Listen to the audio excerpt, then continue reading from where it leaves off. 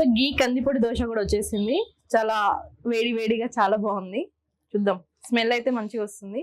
So ఇక్కడ ఏమి order చేసుకున్నా కానీ మన ముందే, మీకు ఏ ఐటమ్ కావాలన్నా మన ముందే, కళ్ళ ముందు వెనకాల చూస్తున్నారు కదా, మన ముందే రెడీ చేసి ఇస్తారు. ఆహా, చాలా బాగుంది రియల్గా.